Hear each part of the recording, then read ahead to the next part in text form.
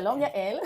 שלום. אני ממש מתרגשת שאנחנו סוף סוף נפגשות לפרק נוסף בפודקאסט שלי, שנקרא קו מנחה, שהוא מיועד לאנשים שמתאמנים חובבנים, מאמנים וגם אנשי מקצוע שרוצים לדעת יותר על פציעות ספורט, על איך להתמודד עם כאבים שיש להם, וכרגע אנחנו נדבר על הפן התזונתי של העניין, כי יושבת פה דיאטנית קלינית שיש לה המון ניסיון עם ספורטאים, ואני ממש מצפה לשמוע מלא דברים מעניינים.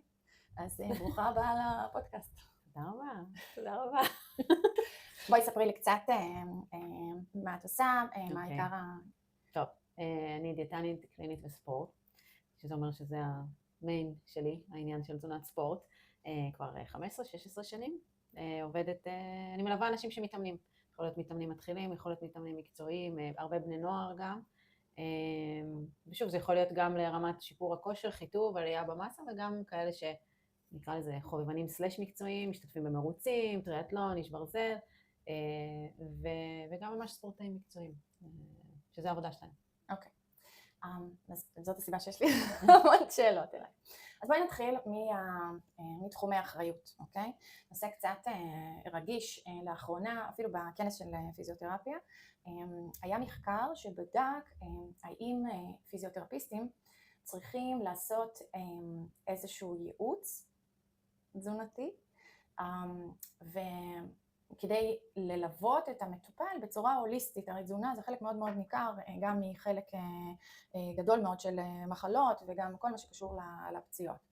אז אני מאוד מאמינה שלכל אחד צריך להיות את תחום האחריות שלו, במיוחד עכשיו שכל תחום מתפתח מאוד ככה בצורה מאוד מעמיקה, ומה שאני עושה בקליניקה זה שואלת פשוט שאלות כלליות לגבי התזונה, צריכת ירקות, שתייה אני מבררת, ובמידה ואני רואה שיש שם איזשהו צורך לליווי של איש מקצוע, אז אני כן ממליצה להתייעץ עם דיאטנית. עכשיו איך את רואה את העניין הזה מהצד שלך? קודם כל חושבת שזאת הגישה הנכונה, כי גם כמו שאני, אני עובדת עם הרבה ספורטאים וראיתי הרבה פצועים כאלה ואחרים, אבל אני לא יודעת באמת מה הטיפול המדויק לאותו אדם, אני לא יודעת לעשות לאבחון. כנ"ל גם בתחום האימון, אני עשיתי קורס מאמן כושר, אבל אני לא עוסקת בזה, אז כאילו אם מגיע אליי מישהו שאני רואה שהוא צריך אולי, שאני מרגישה שהאימונים שלו לא נכונים, שאני רואה שהטיפול שהוא הולך אליו הוא לא נכון מבחינת הפציעה, אז אני אפנה אותו לאיש מקצוע, אם זה באמת פיזיותרפיסט, אם זה אורתופד, אם זה מאמן כושר שיכוון אותו יותר. אוקיי. אז בואי תעזרי גם לאנשי מקצוע וגם למטופלים, להכווין אותנו איזה שאלות לשאול, כדי לדעת שבן אדם צריך ייעוץ, כי רוב התגובות שאני מקבלת זה, כן, הכל בסדר, התזונה שלי טובה, אבל מה בדיוק כדאי לי לשאול, את יכולה לדבר על תחום ספציפי, אם את אומרת שזה שאלה רחבה, איזה שאלות כדאי לי לשאול, כדי שזה ידליק לי את המנורה האדומה, שאוקיי, הבן אדם הזה, חלק משמעותי שתורם לכאבים שלו, לעיכוב של השיקום שלו, זה תזונה, והוא חייב את ההפניה. אז קודם כל זה באמת גם הבדל בין מישהו שנפצע כזה פעם אחת, לבין מישהו, אני קורא לזה פציע יותר, אני לא יודעת מה המונח המקצועי. פריך, אנחנו קוראים לזה פריך. פריך, אז איזשהו פריך יותר, קשר לתזונה גם. אז זה כאילו הבדל, כי אם זה, נפצע, כי קרה משהו בסדר. אבל אם זה באמת מישהו שיש לו הרבה כאבים, היית מרגיש שההתאוששות שלו קשה, הוא מגיע לכל אימון עם כאבים. אתמול היה לי בחור צעיר כזה למשל, מתאמן ליום סיירות בצבא, והוא מרגיש מפורק אחרי כל אימון, ומגיע לכל אימון גם מפורק, אז האמת שזו דוגמה קלאסית. אז זה באמת היה לעבור איתו בכלל על סדר היום שלו, לראות האם הוא מכניס מספיק אנרגיה, מספיק קלוריות. עכשיו נכון שמי שלא ממש במקצוע לא ידע להגיד אם זה מספיק או לא, אבל אני סומכת על אנשי מקצוע שיש להם אינטואיציה להבין אם הוא מרגיש שחסרות ארוחות אולי. אז זה דבר אחד ברמת הכנסת אנרגיה. שינה, שהיא סופר חשובה, צריך לפחות 8 שעות שינה, וגם זה, יש מחקרים שזה לא הכי מספיק. אז אותו בחור נגיד יש ימים שהוא ישן פחות כי הוא גם עובד.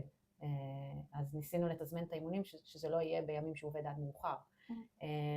צריכה של ירקות ופירות, ממש תיאור מקרה היה לי, פתאום שאני חושבת על זה, התחלנו להגביר את צריכת הירקות והפירות, ספציפית נגיד יש כל מיני, הגיוון בצבעים הזה של מכיתה א' מלמדים הוא באמת נכון ובאמת תופס והוא מאוד חשוב לספורטאים. שמעתי גם יש איזה כלל אצבע של מספר בשבוע נגיד, שכולל את כל הירקות פירות, נראה לי יותר מ-30, יש דבר כזה? בואי נתחיל מהיום יום, אפשר גם חודשי. אבל נגיד יש היום הרבה מחקרים על פירות סגולים, שיש בהם חומרים שמעודדים את ההתאוששות. רגע, את כבר נכנסת להתאוששות, שזה לא, אבל התאוששות זה חלק של מניעה בעצם. אני ממש רוצה, אבל שאלות שיכווינו אותי לזה שהוא צריך, שאני צריכה לפנות אותו אלייך. אוקיי?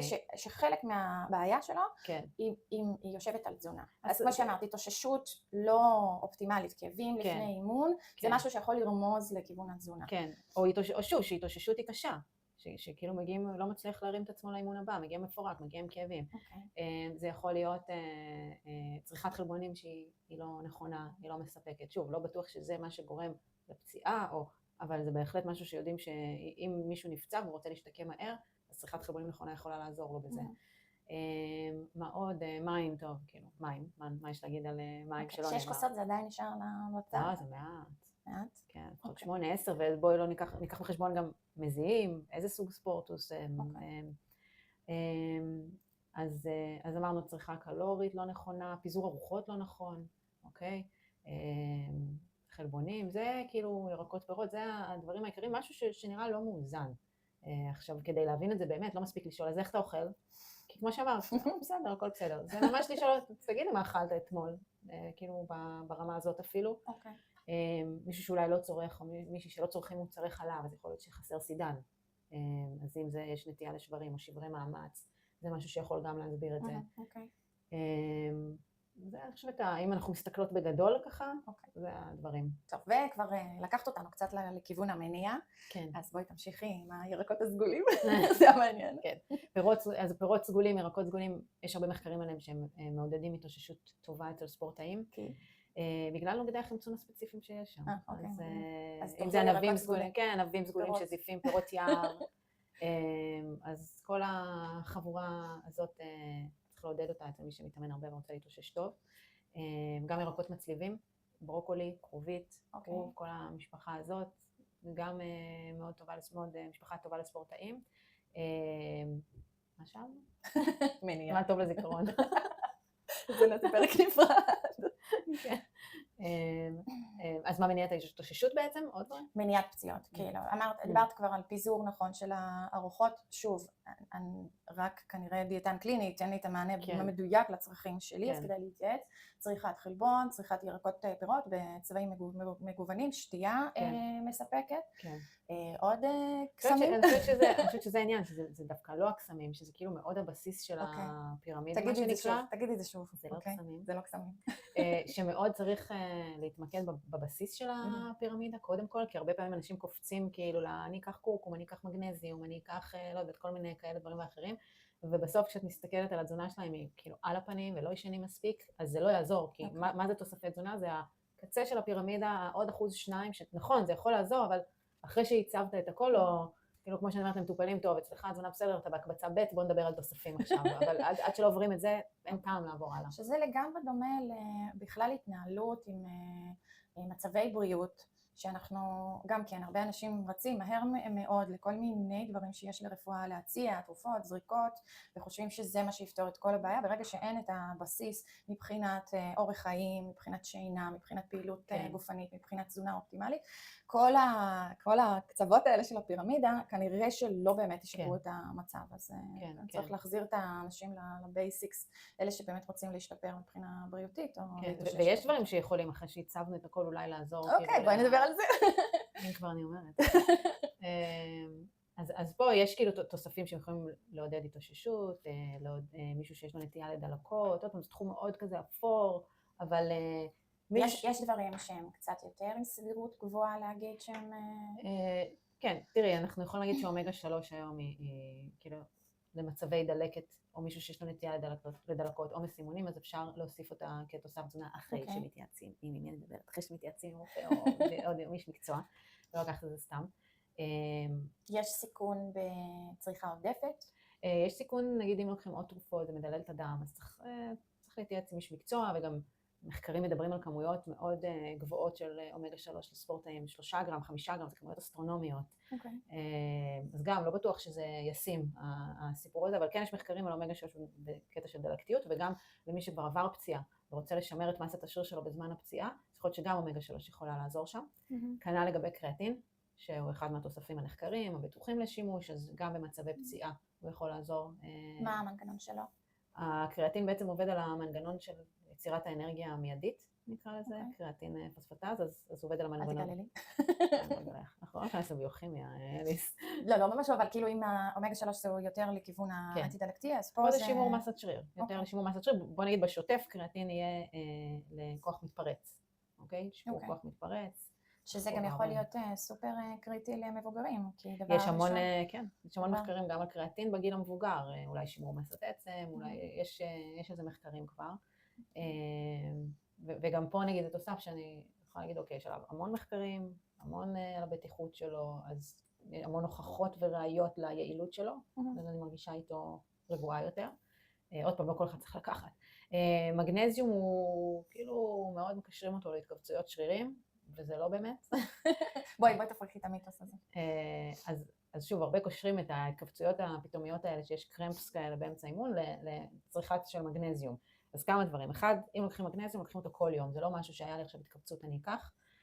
ואין באמת ראיות שקושרות בין זה לבין זה. לרוב זה יכול להיות קשור נוזלים, ספורטאים שמתאמנים גם בחוץ בחום, יכול להיות איבוד מלחים, ולפעמים זה התחום יותר הפיזיותרפיסט, פשוט כאילו משהו תנועתי.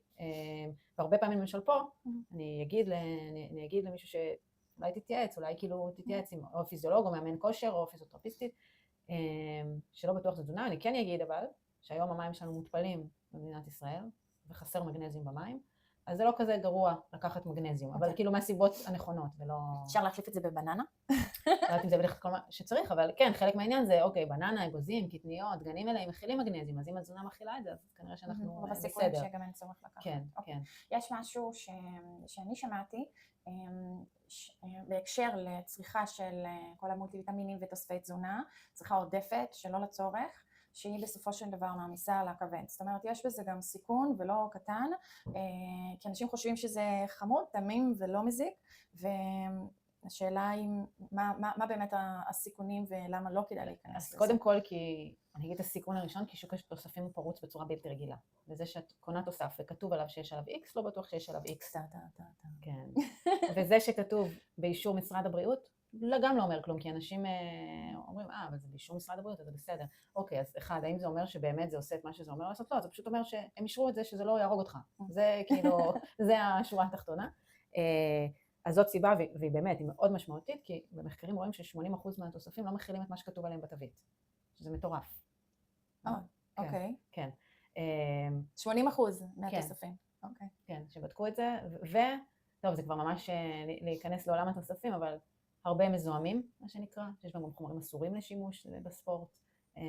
סתם, אם במפעל מייצרים תוסף תזונה ויטמין C, ובאותו מפעל גם מייצרים משחת סטרואידים לעיניים, אבל הם לא דואגים שהמקום יהיה סטרילי ונקי, אז יכול להיות שיש סטרואידים בתוך התוסף.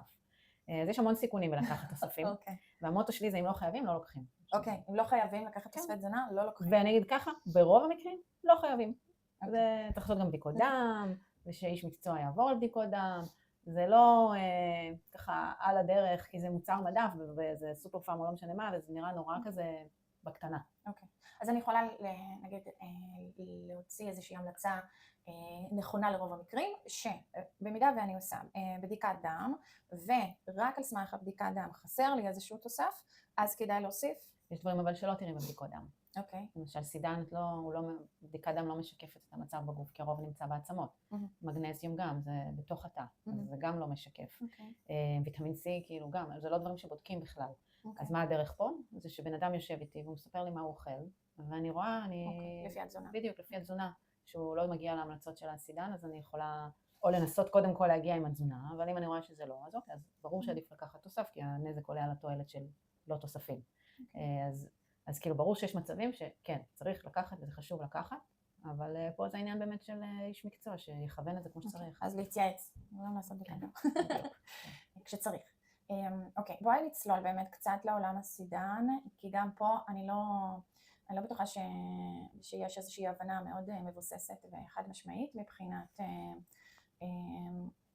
מחסור והתמודדות עם ירידה בצפיפות העצם, ואיך באמת אנחנו מסתכלים על העניין מבחינה תזונתית. כי מבחינת אימונים, יש די אסכולה מאוד מבוססת של אימוני כוח, שהם נותנים מענה מצוין וטוב לשימור של מסת שריר וצפיפות העצם כתוצאה מזה, אבל מה קורה בפן התזונתי?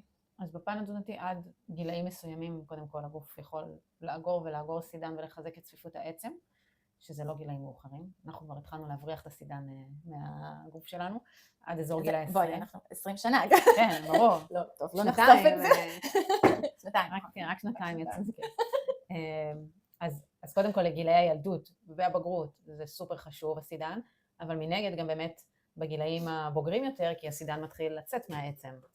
אז בעצם בכל מעגלי החיים שאנחנו צריכים סידן, וזה מאוד חשוב, בין אם לבנות העצם ובין אם למנוע החמרה של הירידה בצפיפות עצם.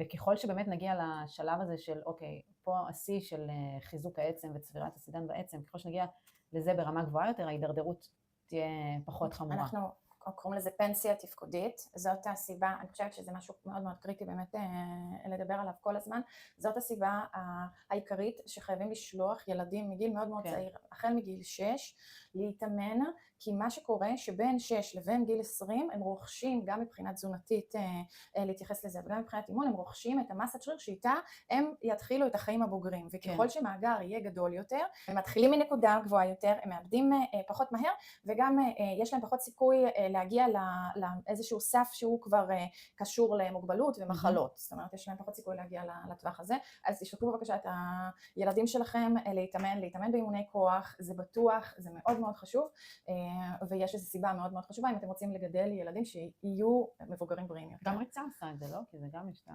כן, אימפקט לגמרי, נכון. טוב, סידן, אבל כשאת אומרת סידן, את מתכוונת ל... אוקיי, סידן נמצא, הקלאסי זה חלב ומוצריו בעצם, זה נמצא גם בברוקולי, בקורבית, עוד סיבה, עוד נקודות למשפחת המצליבים. מצליבים. כן. טחינה, למרות ששם זה בא ביחד עם ברזל והם קצת מתנגשים גם. טופו, גם אנחנו נמצא שם, יש קצת בקטניות סידן, פירות הדר. יש איזה מוצר שהוא קצת יותר, ומה עם כאלה שהם מועשרים?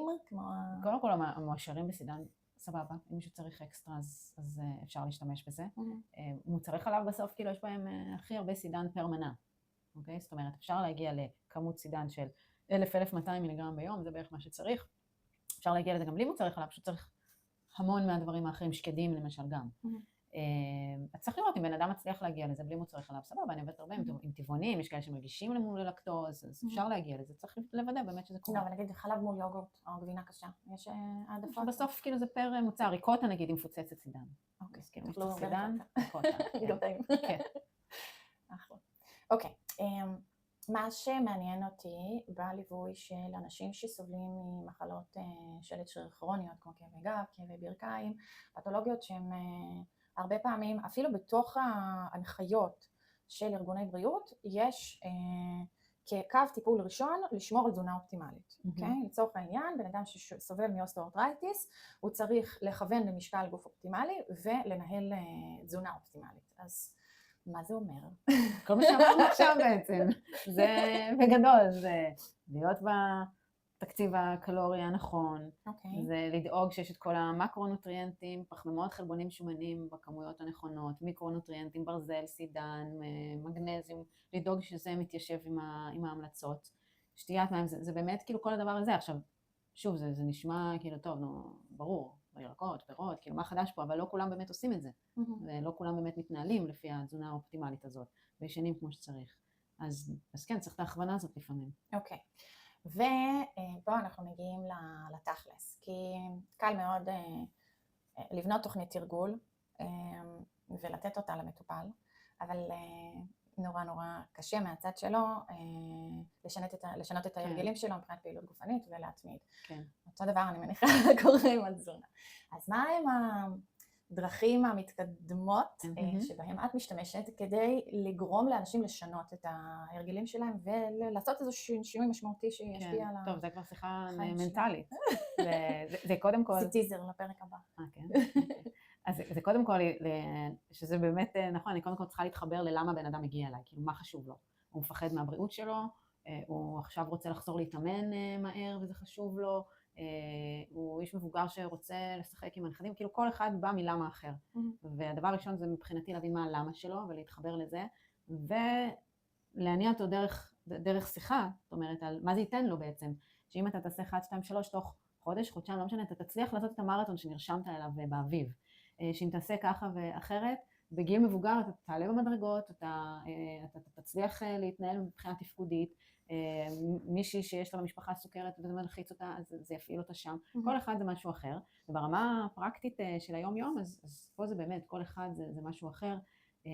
יש כאלה שצריכים את זה בצעדים קטנים, ולהתחיל במשימות קטנות, ויש כאלה של יאללה תביא הכל פסח. כן, ותני לי בגרמים ותגידי לי בדיוק כאילו מה אני, בדרך כלל זה יהיה מה אני צריך לעשות ולא מה אני צריכה, זה מוטיב גברי קצת. אבל מעניין למה. יש לך איזו תיאוריה צדדית. אנחנו רגשיות יותר, אנחנו ככה מנתחות יותר, זה יוצא נורא שוביניסטי על הצד השני, אבל כאילו גברים יש בהם נטייה משימתית יותר. אז בנות תהיו קצת יותר משימתיות. לא, שיהיו כמו שהן. נשים. כן, שיהיו כמו שהן, לא צריך. אז זה גם להתחבר לכל אחד, ואז להבין מה בעצם יניע אותו, ובצעדים קטנים, כן, מתחילים מתוכנית תזונה, אבל בסוף ביום יום אותו אחד צריכים לעמוד מול המקרר ולקבל החלטות. אז זה גם להבין מה גרם להם בפעם הזאת להחליט ככה ומה אחרת, אם יש באמת אכילה גם רגשית, ולמצוא פתרונות לסופי שבוע, ולמצוא פתרונות לדברים אחרים שמתרחשים, החיים עצמם. זאת אומרת, מוטיבציה, כהנחה, מוטיבציה קיימת בכולנו, אבל כל אחד בא עם מוטיבציה מסיבות שלו, וכדי באמת לצלוח את השינוי הזה, אנחנו צריכים להבין מה מניע באופן לדבר בשפה פרטני נקרא, למדתי NLP, זה נקרא להתחבר למפת עולמו של הבן אדם. אם אני אדבר רק מהמקום שלי, זה לא יעזור, כי כאילו לא שומע את זה, הוא חשוב לו משהו אחר. טוב, נראה לי שאנחנו ככה נגיע לסיכום ולסיום של הפרק הזה. אז דיברנו ככה, עכשיו את מוודא שהבנתי אותך נכון. דיברנו קודם כל על זה שבאמת הרבה מאוד אנשי מקצוע, בין אם זה מאמנים, פיזיותרפיסטים וגם רופאים, הם כן צריכים להתמודד עם הפן התזונתי ברמה של סקרינינג ראשוני לצורך בייעוץ, וכן להפנות משם הלאה, ולא לתת איזשהם עצות שהן לא מבוססות בעצם על איזשהו אבחון מקצועי. או עצות מהעולם האישי שלהם. אז זה עבד לי, אז אני אגיד גם לא לעשות את זה. נכון.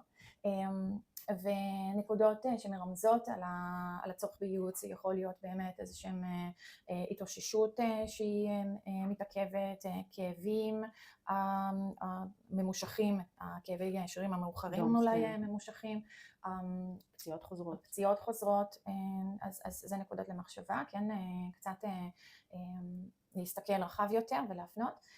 מבחינת מניעה, אז דיברנו על הבסיס מאוד יציב, שכולל כמות אנרגיה שאנחנו צריכים להכניס, שהיא לא תהיה פחות מדי, שהיא לא תהיה יותר מדי, אופטימלית. יש לי מטופלת שלימדה אותי, קטע מגניב, היא לימדה את הנכד שלה מה זה אופטימלי, במקלחת היא שמה מים, ואז היא אומרת לו, אוקיי, זה קר מדי? הוא אומר לי, כן. זה חם מדי? כן. אז בואי נעשה זרם טמפרטורת מים אופטימלי. אז עכשיו גם הילדים שלי מסתובבים בבית עם האופטימלי, זה נראה לי קטע חשוב, כי זה קשור להכל, האיזון הזה שלא, גם עם האימונים, זה צריך להיות אופטימלי, צריך למצוא את זה, וזה לא פשוט. אז כמות אנרגיה אופטימלית, צריכת חלבון, דיברת על נוזלים, חידשת לי כי אני עדיין הייתי על 1.5 ליטר, ואת אומרת שזה בכלל תלוי בכמה ומה, נוזלים זה יכול להיות, אבל גם קפה לצורך העניין. זה נכנס בתחשיב מרק, נוזלים של פירות, זאת אומרת זה גם אנחנו מתייחסים לזה כאילו כמה שתייה לשתות, בהנחה שגם מקבלים קצת מהמזון, אבל קפה, מרק, כן, זה בהחלט נכנס לזה. אני רק אגיד שזה לא רק נגיד חלבונים, גם פחמימות זה חשוב, זאת אומרת, גם תזונה של דלת פחמימות מדי, כי גם יכולה לגרום לפציעות. קרואסונים, זה טוב? מצוין, כן, אז לפעמים אני, כן, המלצה רפואית. בכמות אופטימלית. כן, תמיד. קרואסון לשנה, כזה. בואי תחדדי לי עוד פעם את הנושא של הפחמימות. שהרבה פעמים אנשים שמתאמנים מחליטים לעשות, רוצים לרדת במשקל, אז חותכים בפחמימות, כי זה הדבר הראשון שחושבים עליו. שזה לחם? לחם, פסטה, תפוח אדמה, אורז, כן. ובעצם להתאמן לפעמים על תזונה שהיא דלת פחמות מדי גם יכולה לגרום לפציעות, אז גם לזה צריך לשים לב אם זה לא בגלל זה. אבל דפנטלי אפשר נגיד לחתוך בסוכר. כן, אבל שוב, סוכר ברור, אבל גם כשתאכלת לחם בסוף זה מתפרק לאיזושהי לא, אבל אקסטרה נגיד לא יזיק לי. זאת אומרת, אם אני אוציא בדיפולט את הסוכריות גומי לא, ברור שתאכלי. זה נגיד אפשר לחתוך. כן, אבל יכול להיות שאם תחתכי מדי את כל הפחמימות, אז לפעמים זה, ושוב, אם זה ענף ספורט גם שדורש פחמימות, שהוא מאוד סבולת כזה, אז יכול להיות שזה גם לא יהיה טוב. אוקיי. צריכה של פירות וירקות בצבעים מגוונים, אם יש את החסר הספציפי על סמך ההתייעצות עם איש מקצוע, אפשר כן להוסיף דברים שקונים אותם בתוך קפליות. מה עוד? מה עוד? להיזהר עם תוספים, לעשות בדיקות דם פעם בשנה, ושיש מקצוע שמבין בזה באמת להסתכל. לא לקחת סתם תוספים כי אמרו לי, קראתי וכאלה, ובאמת שאם לא חייבים, לא לוקחים. זה מוטו מעניין. כן, זה הקצה של הפירמידה. חברות תרופות פחות יאהבו את זה, אבל... כן, יש איזה חוקר שיש לו איזה כללים לגבי תוספים, שאם זה לא עובד, אם זה עובד, אז כנראה שיש בזה משהו אסור. כן.